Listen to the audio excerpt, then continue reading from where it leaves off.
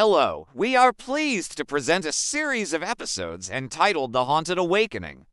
Today we have the first episode entitled The Echo Chamber. We hope you enjoy it. Let's get started.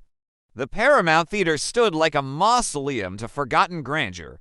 Its stained glass windows, dulled by decades of grime, filtered a single shaft of sunlight that danced with dust over rows of velvet seats now faded, torn, and silent. For Mark, a meticulous sound engineer, it was more than a job. It was a rare opportunity to resurrect the voice of a dying space. Tasked with mapping the theater's acoustic profile ahead of its renovation, he wove a delicate web of microphones across the stage and balconies, each one a sentinel, poised to catch the faintest whisper of history. But what he captured was no mere echo. On the first night, the theater was sealed tight, its silence absolute. Mark initiated a baseline test, controlled tones and clicks reverberated through the cavernous hall. The playback was pristine, textbook decay. He was about to shut down when something foreign sliced through the quiet, a whisper, high-pitched and fragile, barely audible beneath the noise floor. His trained ear caught it. He isolated the frequency. It was a name, Agnes. He dismissed it as interference, a glitch in the ancient wiring, or a stray signal. But the next night, the whisper returned, louder, clearer. He ran it through filters, and the name twisted into a plea. Help me. The voice originated from a mic suspended above the stage, where the grand chandelier once hung. A chill crept down Mark's spine. Night after night, the sounds intensified. Whispers became sobs. Sobs became wails, low, mournful, and aching.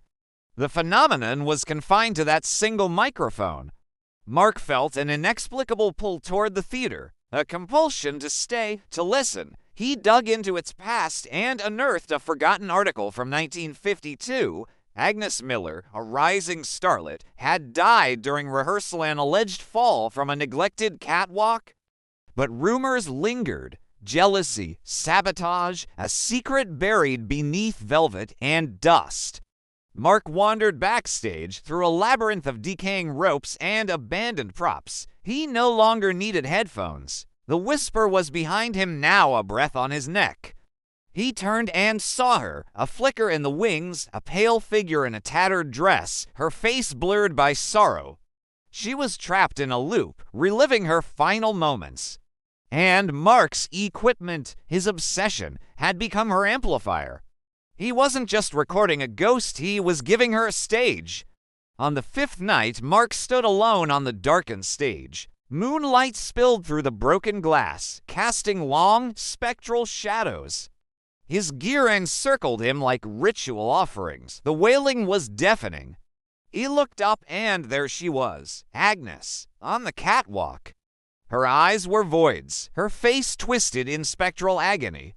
She wasn't fleeing, she was performing, reenacting her death for an audience of one. The microphones trembled. The air vibrated with a sinister hum. Mark understood then his equipment wasn't just listening. It was a portal. The ghost was no longer a memory. She was awake, and she demanded to be heard. The last sound Mark recorded before the theater plunged into darkness was a splintering crack and the scream. Agnes Miller's final cry, raw and unfiltered, reverberated through the room. It was no longer a whisper. It was the most real, most terrifying sound he had ever captured. If you like the video, please subscribe to the channel and click on the bell button to receive all the latest updates. Don't forget to click on the like button. Thank you.